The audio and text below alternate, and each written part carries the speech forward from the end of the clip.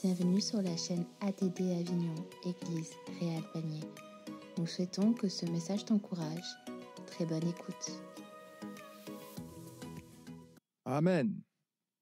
Bonjour à vous tous et très heureux d'être pour la première fois dans votre assemblée ici à Avignon. Je vous salue chaleureusement, déjà mon épouse l'a fait. Je tiens à vous apporter aussi les bonnes salutations de vos frères et sœurs de l'île de la Réunion, des collègues pasteurs, et particulièrement de l'assemblée où je travaille, ce chef-lieu de la Réunion, à savoir Saint-Denis. Saint-Denis qui est une grosse ville quand même, qui comprend 180 000 personnes. Et dans cette ville, nous avons 2 grosses assemblées et puis aussi une autre qui se situe dans un quartier de la ville qui s'appelle La Montagne. Je tiens à remercier notre frère Cédric de l'opportunité qu'il me donne avec son épouse Soraya, en effet que nous connaissons depuis fort longtemps, l'opportunité qu'il me donne de pouvoir vous parler ce matin. Je veux saluer aussi les collègues pasteurs, le pasteur Berton et son épouse. Que Dieu vous bénisse, heureux de vous revoir. Et puis aussi les autres pasteurs qui sont là. Il y a le frère Thomas. Félicitations aussi pour votre perspective. Que Dieu vous bénisse. Et puis aussi, il y a un autre pasteur dont j'ai oublié le nom qui est là. Peut-être peut-il lever la main, que je le salue. Voilà, je vous salue chaleureusement. Merci beaucoup. Et puis je vous salue aussi, frères et sœurs, les uns et les autres, les jeunes et les moins jeunes. Y aurait-il des réunionnais au milieu de nous ce matin? Levez la main. Ok, c'est bien. Que Dieu vous bénisse. Comme le disait Béatrice, nous avons 3 enfants. 2 d'entre eux sont mariés, ont des enfants, donc nous avons aussi 3 petits-enfants. Et puis notre fils qui est là, Timothée, qui travaille ici sur la région d'Aix en tant qu'officier pompier depuis qu'il est parti il y a une dizaine d'années. Et nous sommes très heureux de venir le revoir de temps en temps. J'ai eu une grâce dans ma vie qui n'est pas courante. Bien sûr, celle de rencontrer mon épouse, bien sûr. Mais avant tout, qui n'est pas courante, c'est celle d'avoir vu, et je le dis comme cela, d'avoir vu la naissance de l'Église. Là où il n'y a rien, où l'Évangile n'a jamais été annoncé, de voir que Dieu envoie ou sème, du verbe semer, sème un homme. Et puis j'ai vu le 3 août 1966 comment l'Église est née par la puissance du Saint-Esprit et de la parole de Dieu. Je ne sais pas si vous pouvez vous imaginer ça. Moi, je ne l'ai pas fait, je l'ai simplement vécu et vu en tant que témoin. Lorsque quelqu'un arrive dans une telle assemblée, tout est là, les chaises, le local, la musique, les responsables qui officient, les pasteurs, mais quand il n'y a rien, comment vous faites? Vous chantez quoi? Personne ne sait chanter. Vous allez prier comment avec la foule qui est là? Ça va prier. Donc j'ai vu le missionnaire, en l'occurrence mon père, qui a ouvert la Bible, a prié, a commencé à prêcher l'Évangile. Et j'ai vu des âmes se convertir, être sauvées, délivrées. Donc j'ai vu de mes yeux la naissance de l'Église. Je l'ai vu en 1966 à l'île de la Réunion, en 67 à Maurice, puis en 69 à Rodrigue, et puis ensuite nous sommes allés dans l'archipel des Comores, archipel totalement islamique, à Mayotte d'abord en 94 et puis 97 aux Comores. Nous avons des partenariats aussi avec l'île de Madagascar. Nous avons un missionnaire à Madagascar. Nous avons aussi un partenariat depuis quelque temps maintenant avec le Liban, puisque nous avons un missionnaire qui a été envoyé dans ce pays qui est compliqué et difficile. Et nous avons aussi un partenariat avec les églises du Vietnam depuis pas mal d'années. Et puis l'année prochaine, si vous le souhaitez, vous êtes les bienvenus. Nous aurons notre 60e anniversaire, les Assemblées de Dieu de la Réunion. Voilà, donc que Dieu nous bénisse ce matin. Est-ce que nous voudrions ouvrir la Bible ensemble? Nous allons partager un texte. Alors, ce matin, il a été pas mal question dans nos chants, dans nos réflexions du Saint-Esprit. J'aimerais baser mon message ce matin sur cette glorieuse présence et la nécessité d'être rempli du Saint-Esprit, n'est-ce pas? Nous sommes un peuple de la Pentecôte. Et nous ne voudrions pas que nous soit dit, comme il est dit des catholiques. Des fois, vous rencontrez des catholiques, ils vous disent « je suis catholique non pratiquant ». que jamais on puisse dire « je suis un pentecôtiste non pratiquant », parce que ça serait dramatique. Alors, est-ce que vous avez la Bible avec vous? Nous allons l'ouvrir dans le livre des Rois, le second livre des Rois, et nous allons faire une lecture d'une quinzaine de versets. Second livre des Rois, chapitre 2, verset 1er.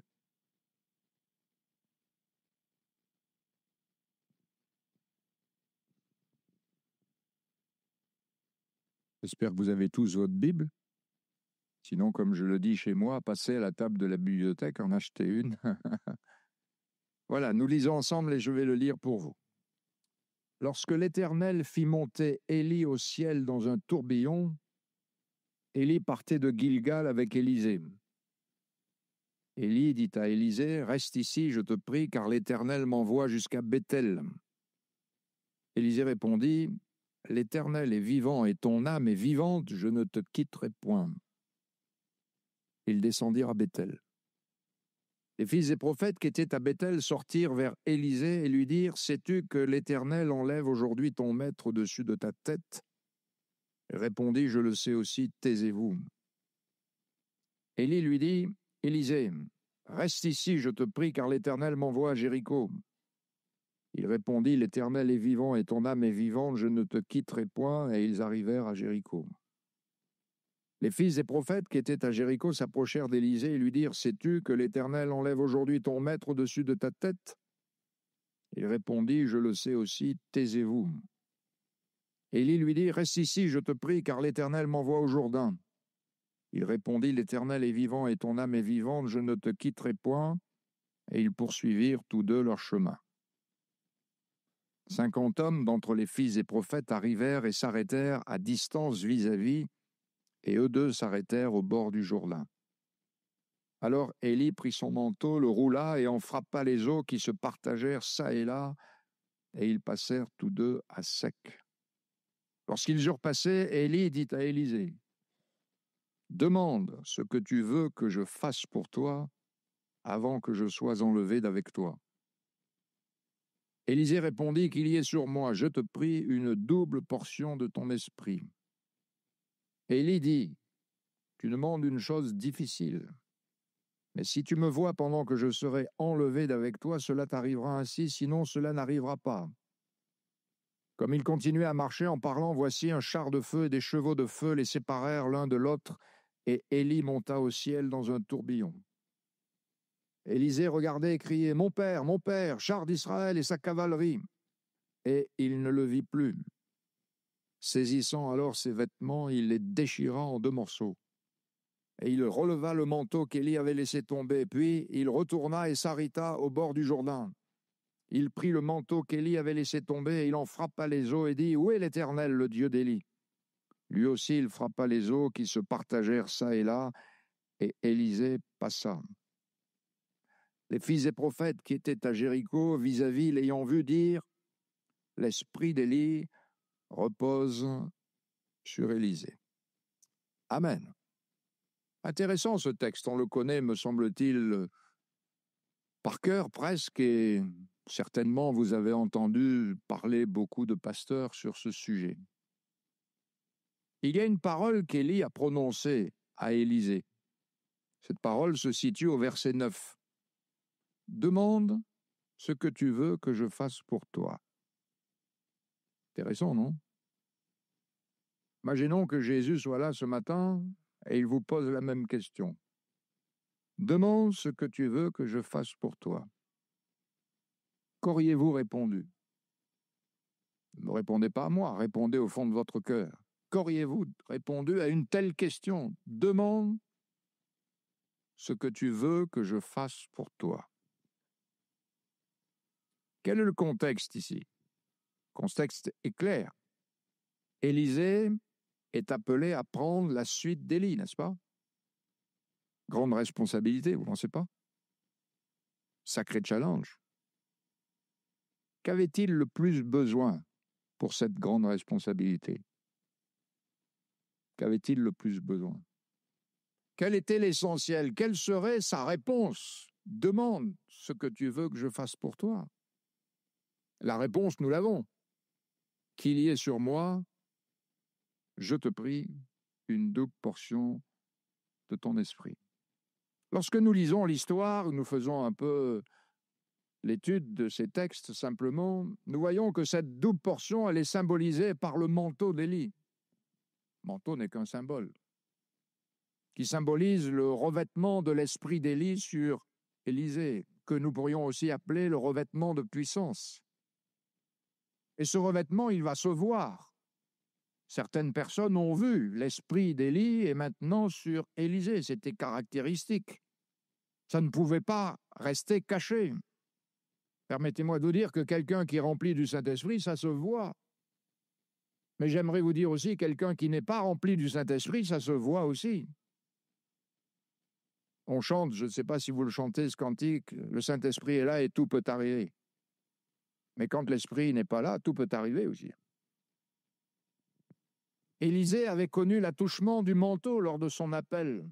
Quand Élie avait appelé Élisée, il lui avait jeté le manteau dessus. Et le but, c'était de suivre Élie. Et là, je touche un point important, c'est que beaucoup viennent à Jésus. Mais le problème n'est pas de venir à Jésus. Peut-être ce matin, quelqu'un est venu dans ce lieu. Vous êtes venu parce que c'est l'habitude, c'est dimanche.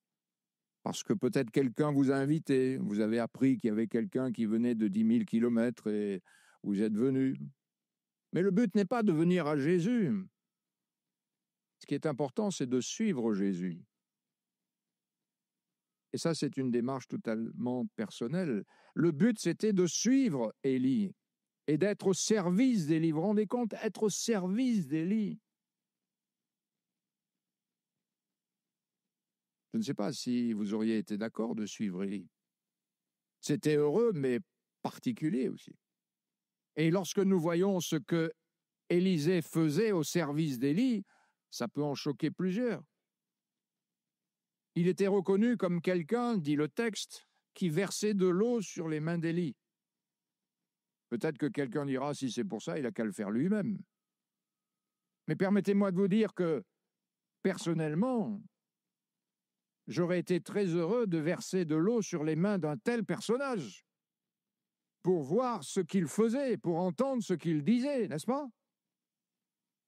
Ça ne m'aurait pas coûté grand-chose, même si on m'aurait dit, tu ne fais que ça, verser de l'eau, il ne peut pas le faire, il n'est pas assez grand.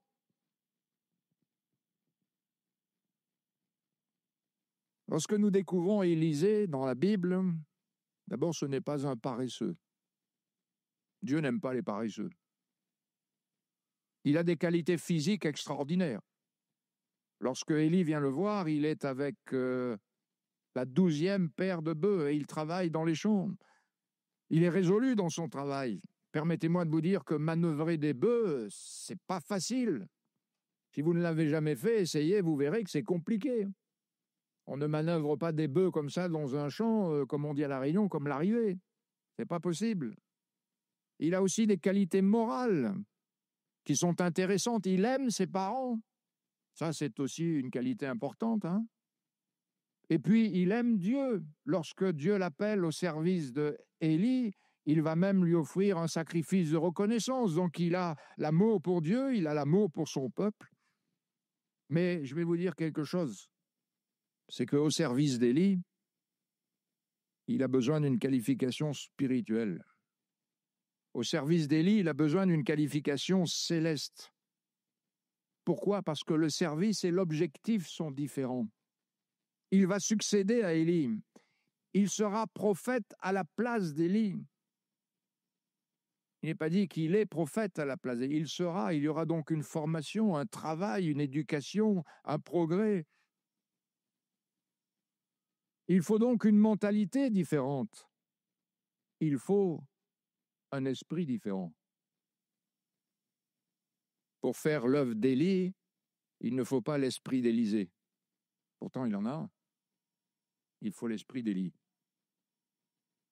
Dans le domaine naturel, il est utile d'avoir des connaissances et des qualifications naturelles, on est d'accord. Mais dans le domaine spirituel, il faut des qualifications spirituelles. Et ces qualifications spirituelles ne sont pas innées. On peut avoir une qualification naturelle innée, que l'on va développer, j'en conviens. Ces qualifications spirituelles doivent nous être données, et pour qu'elles nous soient données, il faut les recevoir.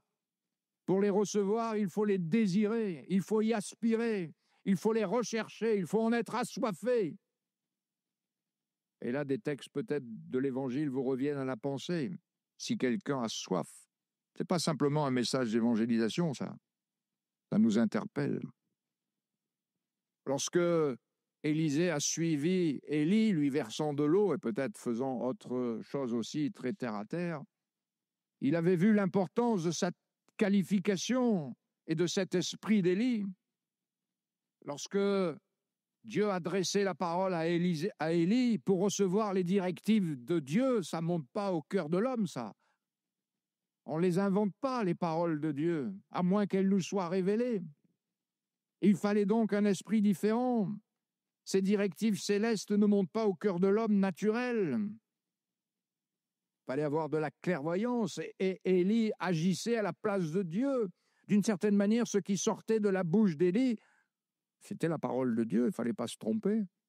Il ne fallait pas inventer n'importe quoi. Tout ce qui nous sort par la tête en disant « c'est ainsi parle l'Éternel », ce n'est pas possible.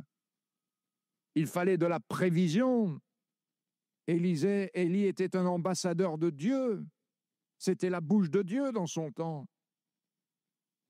Dans la ferme d'Aboth, il fallait apporter la parole juste devant Akab et cette femme terrible qui s'appelait Jézabel. Pour amener un homme comme un roi Akab à une repentance, il fallait un esprit supérieur que ne serait-ce que de la morale ou quelques conseils humains. Pour faire tous les miracles que Élie avait faits, c'est pas à coup de doigt ni à coup de dé, il fallait quelque chose de supérieur, il fallait quelque chose de glorieux. Pour monter au ciel, l'humain ne peut pas le faire. La nécessité d'avoir qu'il y ait sur moi l'esprit d'Élie. En fin de compte, d'une certaine manière, Élisée dit à Élie, si c'est pas toi qui es avec moi, je ne peux rien faire. Si c'est pas toi sur moi, je ne peux rien faire. C'est pas moi, Élisée, qui doit compter, c'est Élie qui doit compter. Le but, c'est de ne pas voir Élisée dans ce que je vais faire, c'est de voir Élie. Et la preuve, c'est que ça s'est vu. L'esprit d'Élie repose sur Élisée. Est-ce que nous trouvons non pas ici des notions importantes du Nouveau Testament? C'est plus moi, c'est lui. L'Esprit du Seigneur est sur moi. Nous pensons servir Dieu avec nos capacités, nous sommes dans l'erreur. Je ne peux pas servir Dieu avec mes capacités. Il faut que ce soit Dieu qui se serve de moi. C'est là toute la différence. Il y a une remarque importante ici dans ce passage, ce sont les fils des prophètes. Ah, comme on dit chez nous, ils avaient le coco bien plein. Hein. Leur tête était pleine. Hein. Ah, ils en connaissaient un rayon. Hein. Ils en connaissaient un rayon, hein, cette communauté de prophètes. Mais leur connaissance leur servait à rien. C'est terrible d'apprendre et de jamais arriver à la connaissance de la vérité. C'est terrible, non? Ils s'encourageaient les uns les autres, mais leur connaissance était, permettez-moi d'exprimer cela, c'était une forme d'enflure, un orgueil, comme le dit le Nouveau Testament, une hydropisie. En fin de compte, ils ne grandissaient pas, ils gonflaient. Une hydropisie spirituelle. Permettez-moi de vous dire ceci, et ça c'est vrai pour aujourd'hui, notre connaissance, elle est nulle s'il n'y a pas l'obéissance.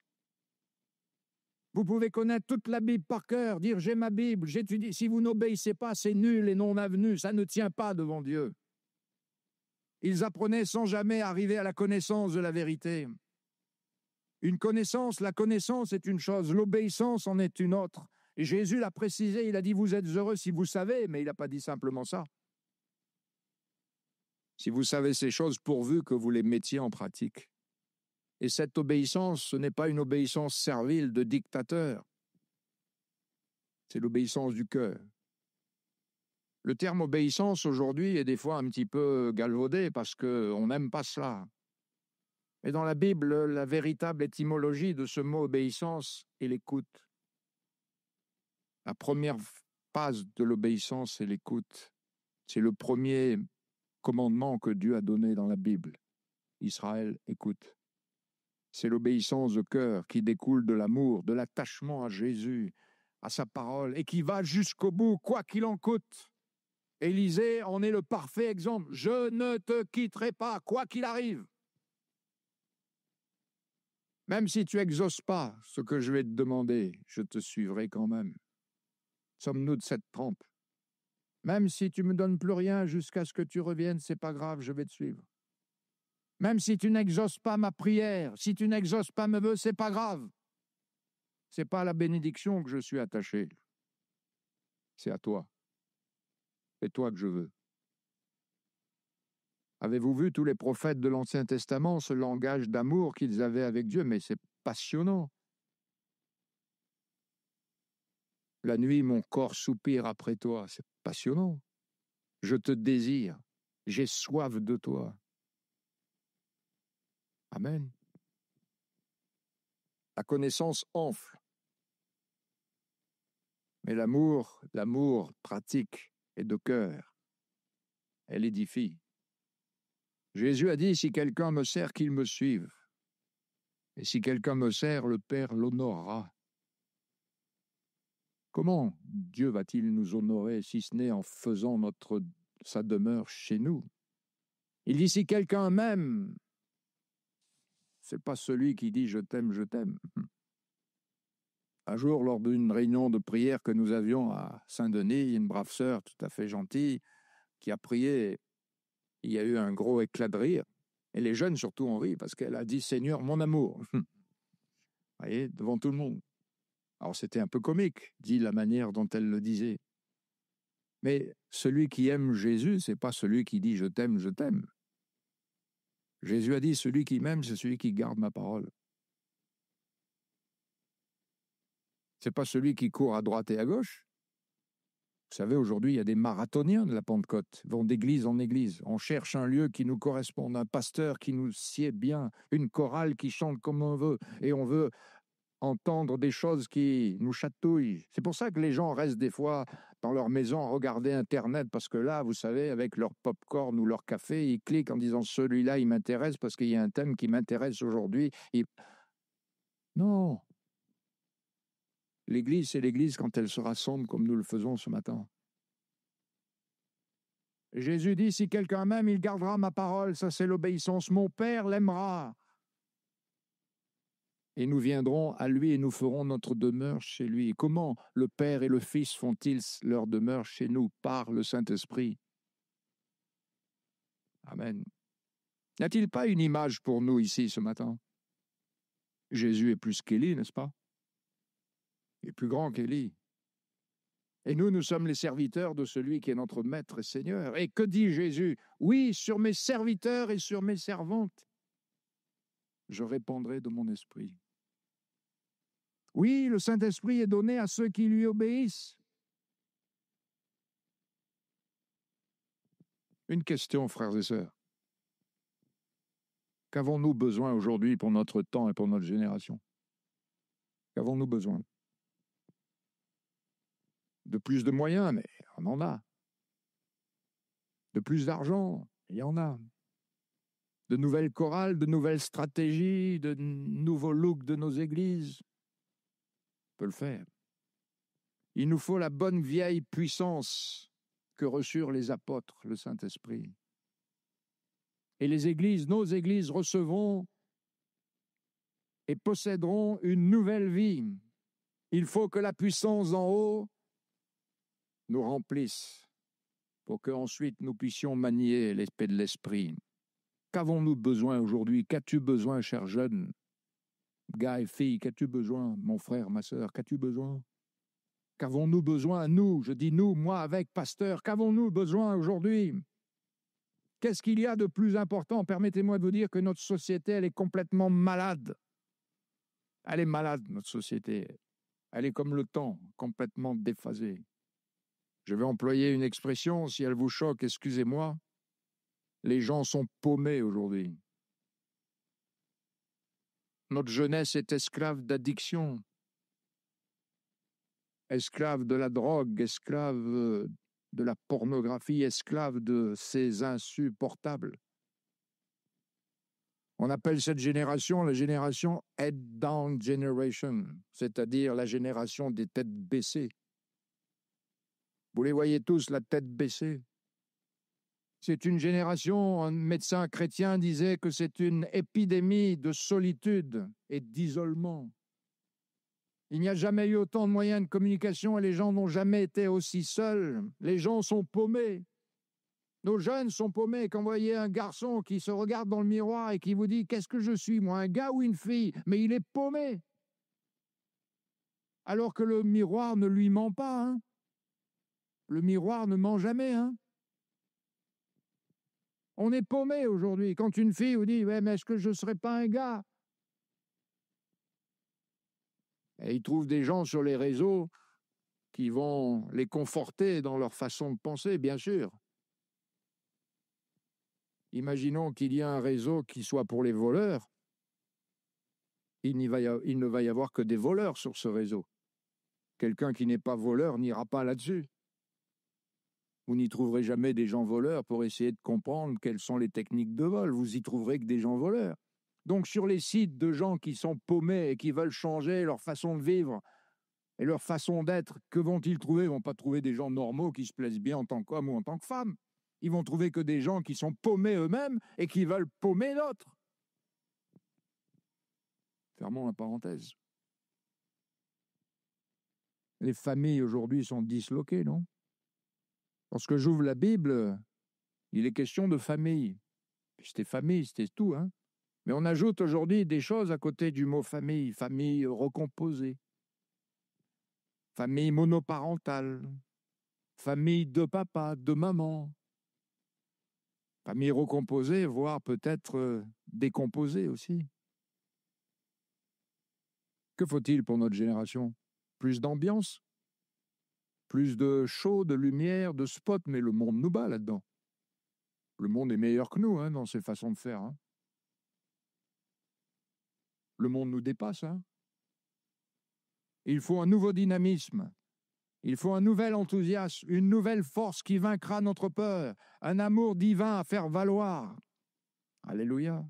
Lorsque nous sommes arrivés aux Comores en 97, les braves musulmans nous ont dit « Mais vous nous apportez quoi? Une église ?»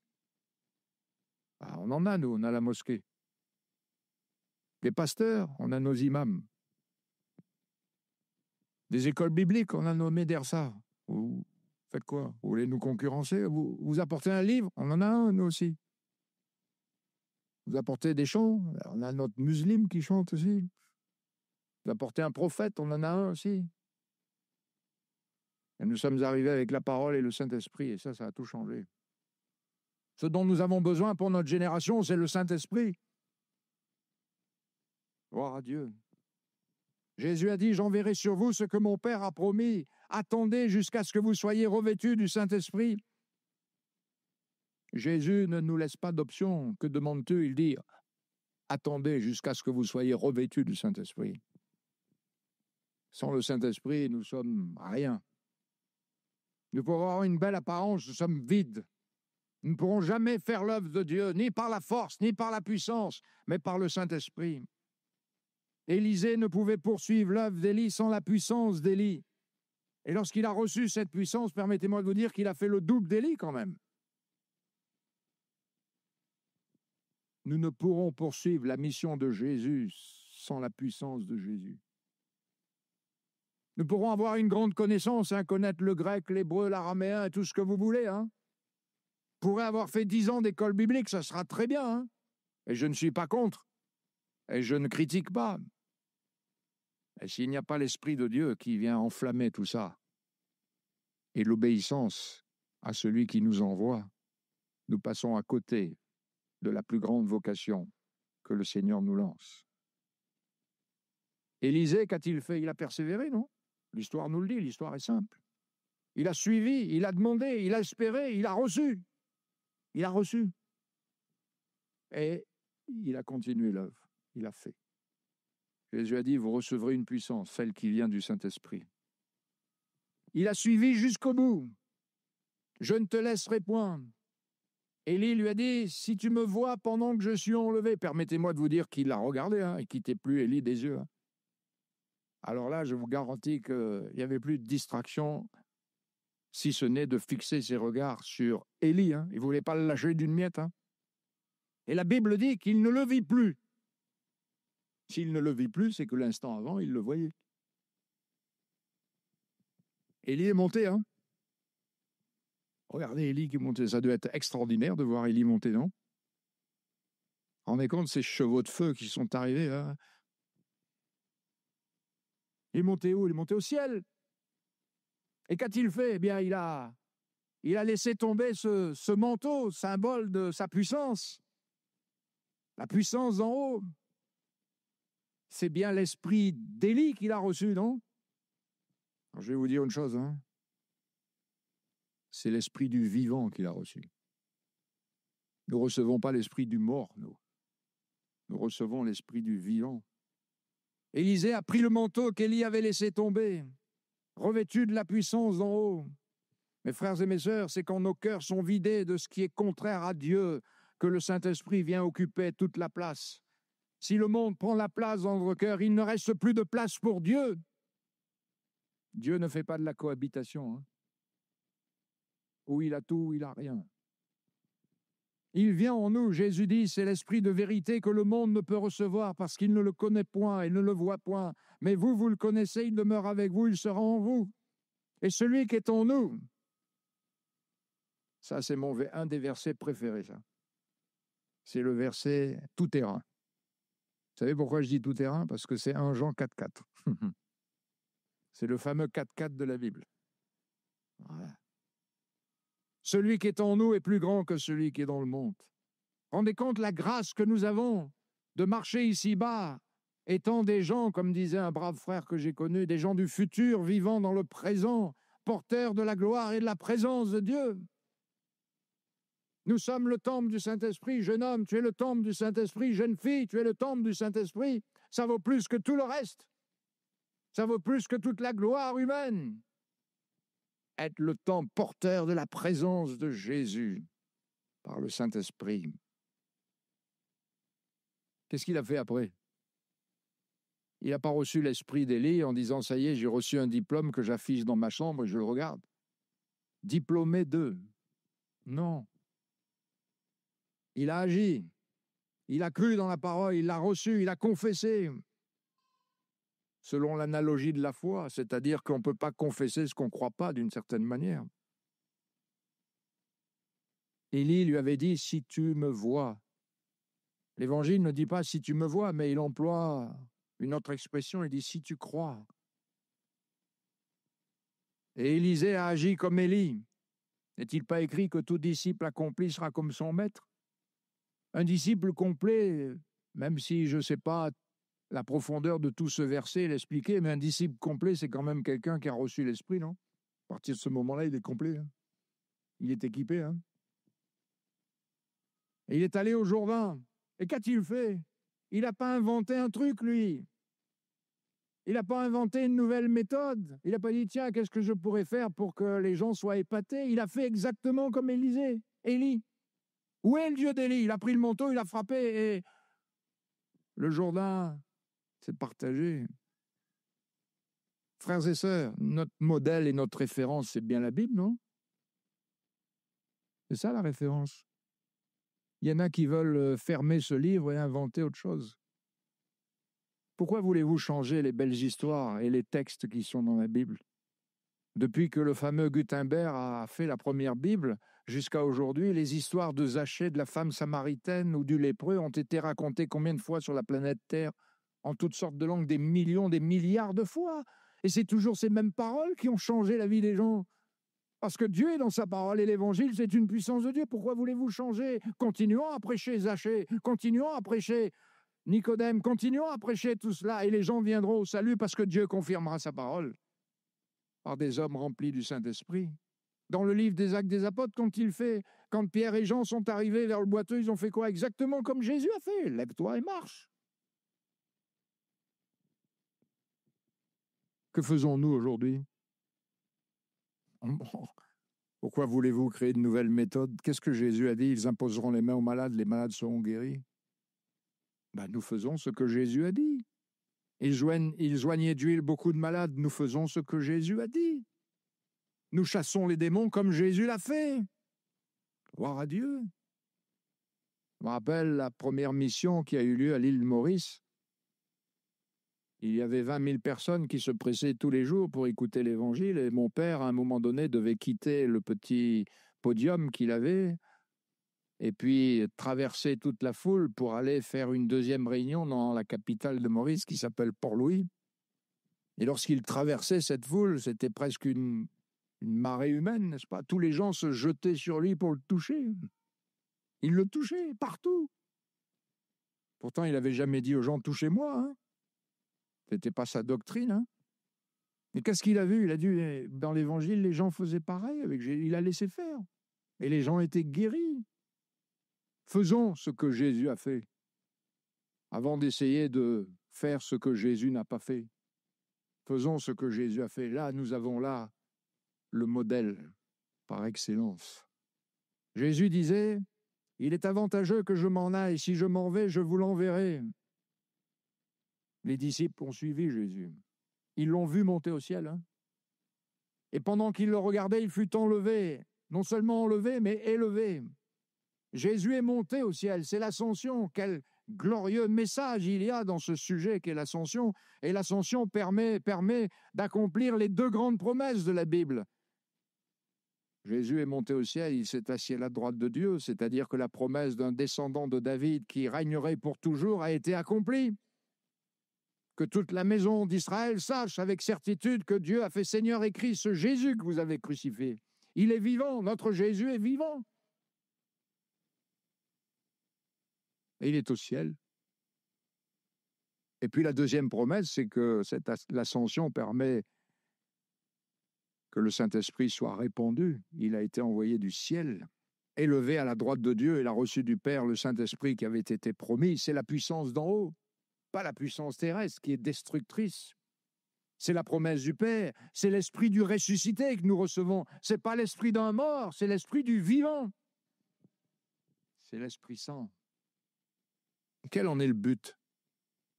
Pourquoi Jésus nous donne son Esprit? Pour que nous parlions simplement en langue?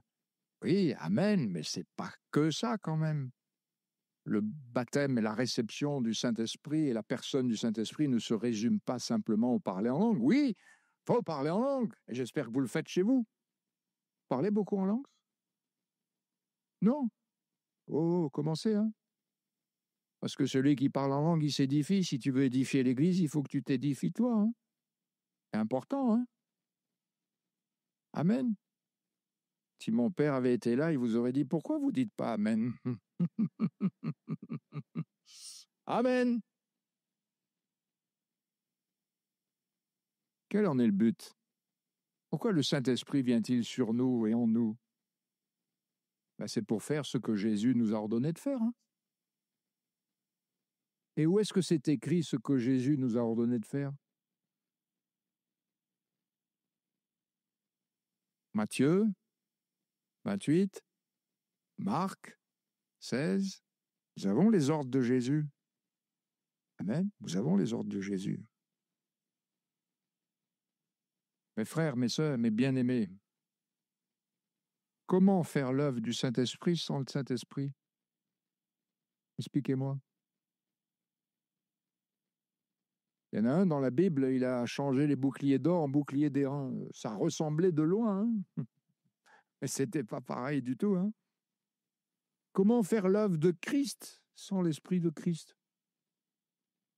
Comment faire l'œuvre de Dieu sans la puissance de Dieu? Nous avons besoin de vivre par le Saint-Esprit une nouvelle expérience, vous ne pensez pas? Ou un renouveau. D'une certaine manière, allez, je vais employer cette expression, il faut retourner dans la chambre haute. Nous avons besoin de retourner dans la chambre haute.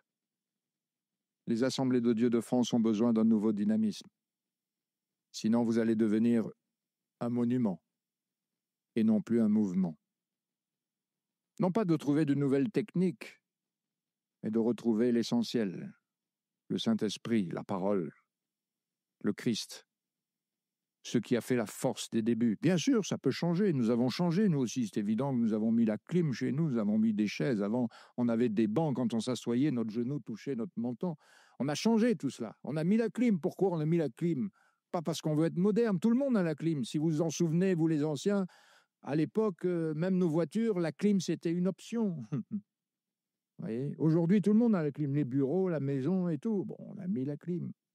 Mais ce n'est pas ça l'essentiel. Merci Seigneur pour le confort, pour l'ordre, que nos salles soient accueillantes, soient aux normes, sinon on va les fermer à cause des normes de sécurité. Merci Seigneur, ça coûte de l'argent, c'est évident. Vous voyez? Mais ce n'est pas ça l'essentiel. Nous avons besoin de vivre un renouveau dans le Saint-Esprit. Peut-être que pour certains, au milieu de nous, ils ont besoin de vivre la Pentecôte sans attendre. Et pour cela, croyez, Jésus a dit, si quelqu'un a soif, qu'il vienne à moi et qu'il boive. Jésus a dit sur les jeunes gens, sur les jeunes filles, je répandrai de mon esprit, jeunes gens, jeunes filles, si vous voulez être beaux et belles. Bien sûr, votre look vous rendra beau et belle, mais vous l'êtes déjà par nature et par jeunesse. Mais le Saint-Esprit vous rendra beau, fort. Ce sera plus que tous les bijoux de la planète que vous pouvez mettre sur vous. Ce sera des colliers à votre cou, un diadème sur votre tête, une parure sur votre vie. Et je dis souvent qu'une jeune fille remplie du Saint-Esprit vaut 10 garçons qui ne sont pas remplis du Saint-Esprit.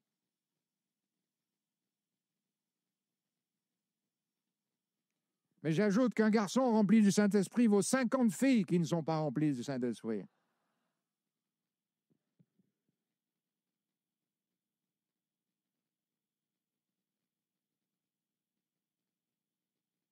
Peut-être que pour d'autres, il y a besoin d'un renouvellement, une expérience comme au début. Peut-être tu dis, mais je ne suis plus comme avant. Ah, oui, mais ce n'est pas Dieu qui a changé, ce n'est pas l'Église, ce n'est pas les autres, ça dépend de toi. C'est toi qui encourage cette flamme. Ne dis pas les autres, ouais, le pasteur ici, c'est facile, vous savez. Ça, c'est depuis le début, c'est pas moi, c'est lui. Ouais, mais on s'en sort plus, là. Hein, c'est pas moi, c'est lui. Mais ça, vous n'êtes pas le premier, vous êtes du club d'Adam et Ève. Hein, c'est pas moi, c'est lui. On s'en sort plus avec ça. Mais si on vient devant le Seigneur en disant, Seigneur, j'ai besoin de toi, remplis-moi, toi, je t'en supplie, je ne te laisserai pas aller, Seigneur, j'ai besoin. Dieu enverra sur vous, comme ça a été chanté, une onde nouvellement fraîche. Un renouveau dans le réveil, une renaissance, un regain, une résurrection, une revivification dans notre amour, dans notre zèle, dans la consécration, dans nos services, dans la fidélité, dans l'enthousiasme, dans l'ardeur. Et de toujours dire, Seigneur, me voici, je me suis consacré à toi, c'est terminé, je me suis donné à toi, je ne reviens plus là-dessus. Attention à la connaissance qui enfle. L'amour édifie.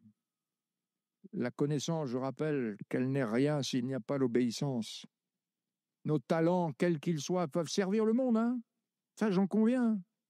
Ce n'est pas péjoratif ce que je dis. Tant mieux et gloire à Dieu. Mais ils ne sont rien s'il n'y a pas une qualification spirituelle.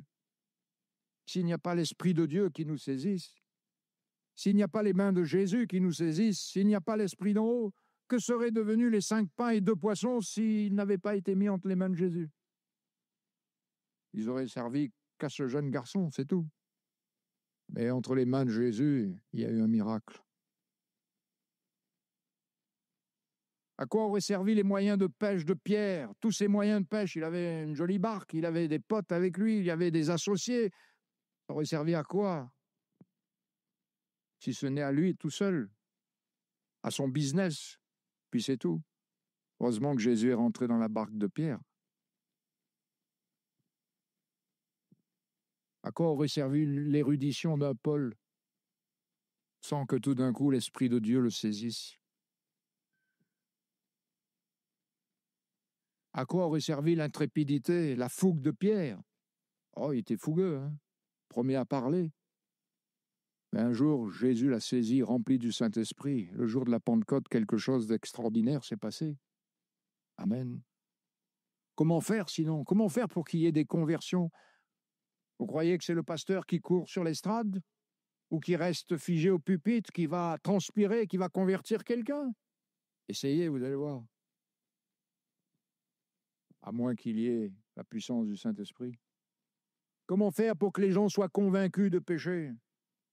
Essayer de le convaincre par un raisonnement, arriver à une espèce de déduction logique, et le gars, il dit, bah ouais, je peux plus répondre, ouais, t'as raison, mais ça le convertira pas pour autant. Comment faire pour qu'il y ait dans l'Église l'unité? Avec mon amour? Ouh là là. Comment faire pour qu'il y ait des signes, des guérisons, des miracles, des dons spirituels, pour que les ouvriers soient envoyés?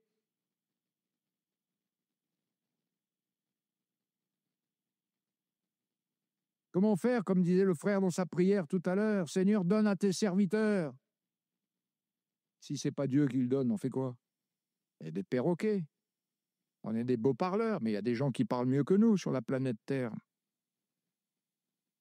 Mes frères et mes sœurs, ne courons pas nus, mais revêtus. Voulons-nous recevoir pour obéir? Comment peut-on être envoyé par le Saint-Esprit sans le Saint-Esprit? Comment peut-on être inspiré sans le Saint-Esprit? Comment peut-on parler par le Saint-Esprit sans être poussé par le Saint-Esprit? Comment pouvons-nous prier par le Saint-Esprit sans le Saint-Esprit? Devons vivre la Pentecôte et non seulement un jour de Pentecôte. Vivre Christ, Christ en nous, Christ par nous, Christ avec nous. Vivre par l'Esprit du Dieu vivant. Sinon, nous sommes morts, même avec une grande connaissance. Et puis, avec l'Esprit Saint et la foi, parce que la parole est toujours associée à l'Esprit et l'Esprit est toujours associé à la parole, n'est-ce pas? Agir. Agir. La prière des disciples dans le livre des Actes, donne à tes serviteurs d'annoncer ta parole avec une pleine assurance. Ils ont prié ça. Et ils ont cru en leur prière et en l'exaucement de leur prière. Comment ils ont vu que Dieu leur donnait de l'assurance? Vous le savez? Le Saint-Esprit les a remplis, mais comment ils ont vu que Dieu leur donnait de l'assurance quand ils prêchaient? Et que des signes, des prodiges, des miracles allaient s'accomplir? Ils sont sortis, ils sont allés. Moi, j'aime bien les chrétiens dans les églises. Seigneur, je te prie, donne-nous de gagner des âmes pour toi, Seigneur. Aide-nous à évangéliser. Amen. Tout le monde dit Amen. Et puis on reste là sur nos chaises. On ne croit même pas dans les prières que l'on dit. Parce que si on croirait dans les prières que l'on dit, on a demandé ça au Seigneur, on va aller dans les rues et on va parler, Dieu va confirmer sa parole. Et on va le voir. Ce sera peut-être pas facile, peut-être pas tout le monde va nous écouter, mais Dieu confirmera sa parole. Amen. Il faut envahir la ville avec des dizaines de points d'évangélisation, être un témoin et parler de Jésus. Juste une petite question, je ne vous connais pas et à 12h30, je m'en vais. La dernière fois que vous avez parlé de Jésus à quelqu'un, c'est quand?